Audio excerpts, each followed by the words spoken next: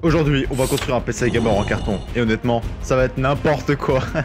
Aujourd'hui, on aura 18 millions d'obstacles. Parce que je peux t'assurer qu'est-ce que j'ai galéré à le construire. Waouh. Et commençons directement. Tu peux dire, ouais, c'est juste prendre un carton et le découper et puis bah, finito. Oh frérot, si tu savais à quel point j'ai galéré, c'est pas ça. C'est pas que ça. Mais d'abord, commençons par pourquoi je veux faire ça. Ça fait quelques temps que mon PC gamer il est à l'air. Et quand j'ai construit mon ordinateur, je connaissais pas la règle des 12 cm. Et du coup, la règle des 12 cm, c'est quoi? En gros, c'est pour éviter que ta carte graphique, elles soient en train de suffoquer, d'être... Je meurs, j'ai plus d'air. C'est pour éviter que ça se passe. Et comment que ça fait que ça se passe? Voici mon PC. Et comme tu peux voir actuellement, ça c'est le fond et ça c'est là où est-ce qu'il y a ma carte graphique. Et comme tu peux voir, il est littéralement quoi la taille de ce doigt-là. Et encore, pour faire passer de l'air. Et honnêtement, ma carte graphique, elle suffoque. Ou durant les grosses pics de chaleur à 36 milliards de degrés. Dis-toi, il faisait 36 degrés dehors, dans ma chambre il faisait 39. Donc mon PC était littéralement en train de suffoquer. J'ai dû le sortir et maintenant je n'ai plus de boîtier. Du coup, il faut que je construise un boîtier parce qu'avoir un PC comme ça à l'air, c'est moche. Maintenant, il faut un carton qui pourra me permettre de faire entrer tout mon PC à l'intérieur. Et déjà là, c'est compliqué. Bon, actuellement, il me faut un carton et j'ai pas 18 solutions. Il me reste plus qu'à fouiller dans cette armoire. Et honnêtement, ça va être catastrophique. Ouah, c'est un bordel. Je pense avoir trouvé le carton idéal. Putain merde, il y a mon adresse.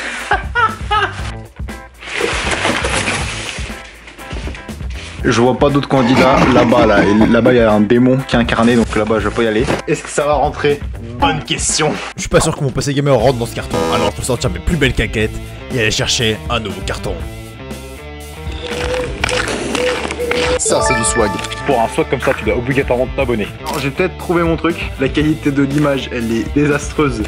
Mais j'ai peut-être trouvé mon carton. Voici la couleur du carton normal. Voici ce qu'il y a dessus. Pack opening. Qu'est-ce qu'il y a dedans?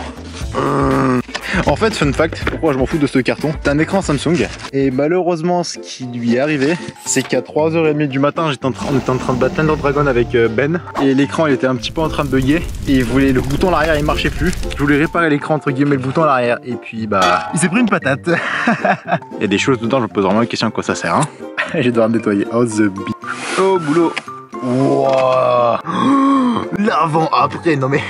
En vrai, entre celui-là et celui-là, je vais réfléchir quand même. Parce que le problème avec le PC Gamer ici, c'est que si je le compare, en fait, c'est que je vais comparer ça en boîtier ITX, à ATX. Quand on le compare, ça fait juste un giga truc, mais giga fat.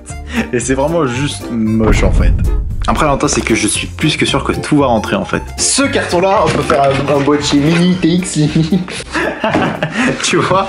Regarde devant. Tu vois la différence de taille ou pas? Je réfléchis, on se retrouve tout de suite. Après avoir bien réfléchi, j'ai le master plan. Mais oui, mais oui, mais oui, mais oui. Après avoir bien galéré, j'ai enfin trouvé la configuration qui sera parfaite. En fait, si je fais rentrer water cooling, ça rentre mais vraiment à peine. Hein. Le seul truc qui va vraiment m'inquiéter, c'est parce qu'en fait, le PC actuellement, il est comme ça. Et moi, j'aimerais que le PC il soit comme ça. Et en fait, comme ça, il va juste tout simplement se casser la gueule. En fait, au niveau du pied, ce sera pas du tout assez solidifié parce que je n'ai pas de meilleure démonstration que ça actuellement. ça c'était le fond. Et qu'on faisait un reverse avec ça. Je suis plutôt fier de mes idées, moi. Un gros plan sur ma tête. Bon, une fois après avoir retourné ce machin, voici à quoi ça ressemble. Le fond là-bas, le fond noir, on l'a retourné là, c'est où ce qui est censé avoir le water cooling. On a à peu près 10 cm. Par contre, le seul truc qui me terrifie, c'est vraiment ça quoi. C'est-à-dire que le water cooling, il va vraiment tenir là-dessus. Et par contre, le boîtier, il sera pas fermé aussi. Commençons par percer des trous dans le carton. Ouais. Là, on va percer des trous. Déjà, on va percer des trous histoire que le water cooling qui tient en place. Et ensuite, on va le dévisser et ensuite, on va faire plein de trous. Après avoir dévissé le water cooling, je sais pas pourquoi je parle comme Batman, mais c'est pas grave. Après avoir failli enculer son water cooling 18 fois, après avoir tout vissé et quasiment avoir fait un trou, on a réussi à atteindre la dernière vis. La dernière vis. Oui, je sais, les qualités, les nuls à chier. Abonne-toi pour que je puisse m'acheter une nouvelle caméra. Mais bref, à vous, c'est d'une beauté sans précédent. Et maintenant, on va trouver une solution pour que l'air puisse passer. Et après avoir failli déchiffrer mes doigts 18 millions de fois, et après 18 000 tentatives d'assassinat de water cooling, j'ai enfin réussi à atteindre le résultat final. Oh, le blé. Voilà, au moins, il y a un passage d'air. Plus qu'à prier que j'ai pas cassé le water cooling. Jour numéro 2. Enfin, attaquons et continuons le PC. Maintenant, quel est le plan? Là, le water cooling il marche. On va visser ça et puis on va trouver un moyen de faire tenir la carte mère. Comment? Excellente question. Parce que le problème ici actuel, quand on regarde sur le water cooling, il y a déjà des pas de vis en fait qui sont créés. Donc en fait du coup pour visser c'est pas bien compliqué. Sur la carte mère il n'y a pas de pas de vis. C'est-à-dire qu'on va devoir aller chercher des riselants je suppose. Allez au boulot. Après avoir revissé water cooling, je suis parti en expédition. De retour avec mes belles claquettes de chaussettes. Retour d'expédition. J'ai les riselants. Ma chambre c'est un bordel. À cause de ce projet. J'ai commencé à faire des trous dans le carton, histoire de pouvoir rilzaner, je sais pas si c'est le verbe exact, pour pouvoir rilzaner la carte mère. Et bah malheureusement, ça n'a pas été si simple, parce que j'ai fait une grosse bêtise. Coucou, ça va? Maintenant, c'est l'heure de la vérité. Est-ce que l'ordinateur il va tenir debout pour commencer? Est-ce que quelque chose va se casser la gueule? Est-ce que quelque chose va pas se casser la gueule? Je suis feu de Dieu, ça tient. Par contre, ça va me casser la gueule, mais d'une vitesse. Alors, ça, c'est le truc que je ressens et que je redoute. Attends. Je viens de faire une énorme bêtise. Je sais pas si tu vois, la carte mère, elle est là. Elle doit être là. Non. Oh putain, ça rentre pas dedans. Je dois refaire les trous. Non. Effectivement, la carte mère, elle est mal placée. Fait chier, Batman s'est fait avoir. Du coup maintenant, je dois sectionner tous les rilsans et je dois refaire tous les trous, histoire de tout pouvoir bien repositionner. Let's go. Putain, ça fait bailler la voix de Batman. En fait, écarte la carte mère. Et tant qu'on est en phase de trouage, j'ai décidé de faire un trou pour la carte mère et pour la carte graphique, parce que sinon, bah ça marche pas. C'est miteux. La carte graphique, elle rentre. Elle tient en place, d'une manière ou d'une autre, je sais pas comment. Parce que ça tient, ça c'est pas un problème. Ça c'est cool.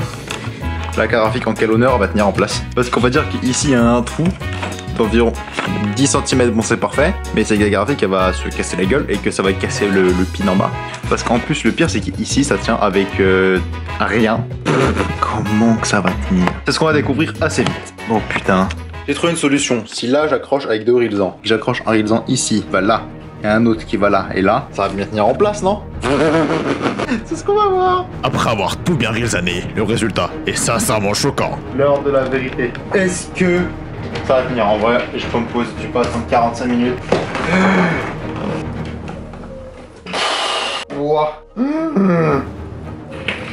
C'est qu'en fait il y a... Et là en fait ce qu'il faudrait faire c'est solidifier tout le boîtier. De quelle manière? Bonne question. En fait quand tu regardes l'alignement de la carte graphique et de la carte mère, c'est bon, il n'y en a pas un qui est en train de casser l'autre.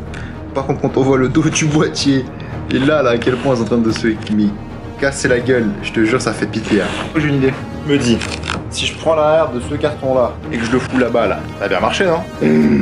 Oh putain la gueule, c'est encore pire que ce que je pensais.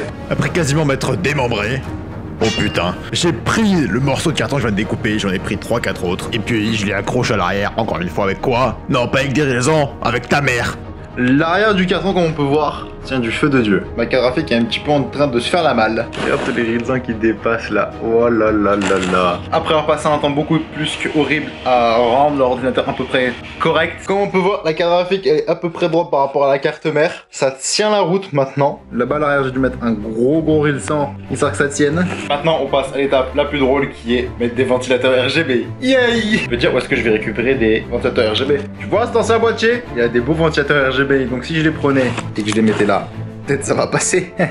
Après avoir passé beaucoup trop de temps à démonter un boîtier. Et puis là ça va être un bordel. En plus il y a le tournevis carrément il s'est accroché à l'arrière. Attends.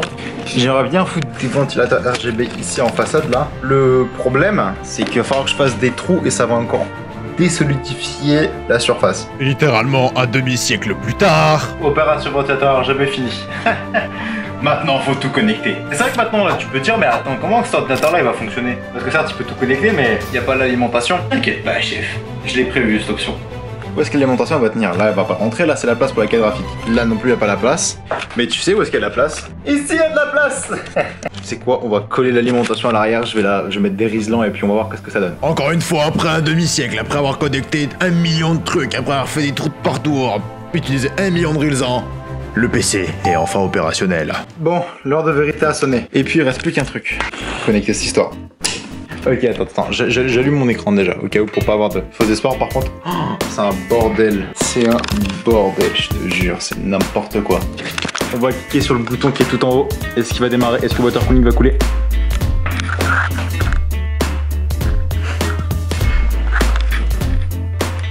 Ok, jusqu'à là pour l'instant, il n'y a pas d'eau qui coule. Je l'ai pas perforé pour l'instant. Oh, il y a de l'air qui passe. Il y a le disque qui s'allume. Attends, il y a peut-être un écran qui s'est... Je sais pas si sur quel écran qui va se démarrer.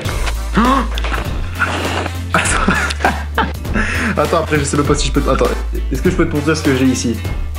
Non mais en plus il y a de l'air mais du feu de Dieu. Ce qui de m'inquiéter c'est la température de la carte graphique.